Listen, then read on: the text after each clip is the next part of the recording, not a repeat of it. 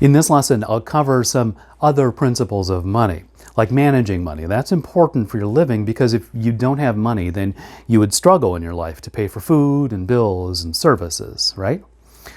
Well, this lesson is also going to cover what inflation is and what the interest rate is and why you should have money goals. So let's start first with some of the tips that would help you manage your money.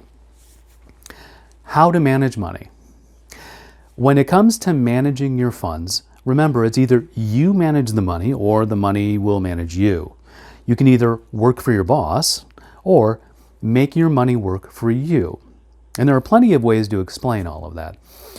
These are my top 3 books, so you can find the best high-quality principles and implement them. 1.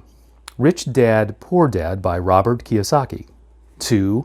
The Intelligent Investor by Benjamin Graham, who's the mentor of Warren Buffett, the legendary investor. And then 3. Think and Grow Rich by Napoleon Hill. Now stick to the rules in these books, and at a certain point, success will definitely come your way. Let's talk about inflation.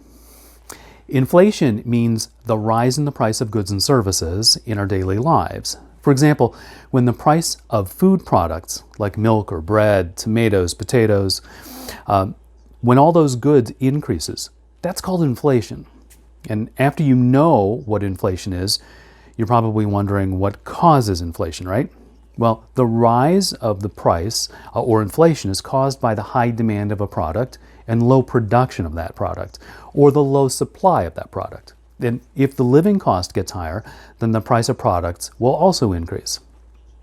Inflation also depends on the currency value. So if the currency decreases its value, the prices will increase.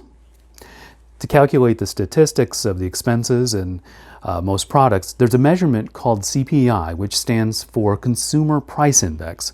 And it's an inflation index that measures the prices of goods and services. This includes the price of products and services like food, medical care, transportation, and other. Let's talk about the interest rate, which is also known as the price of money. The interest rate is the amount that you get charged by the lender for the use of an asset. Interest rates apply to lending and borrowing money. But suppose you buy a house and you can't pay the full amount for the house. All right, you go to a bank and you take a loan so you can buy that house. Well, the bank charges you an interest rate that you'll pay each month until the total amount that you have in the loan contract is paid. The bank can give you an interest rate based on your credit score and other measurements. Interest rate is also an important key for the economy.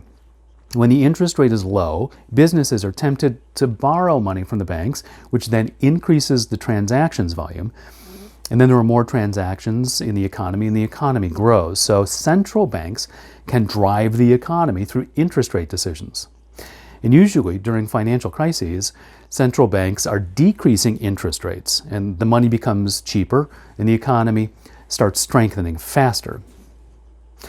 Thanks for watching. All right, we're going to move to our next category, which is the introduction to Forex.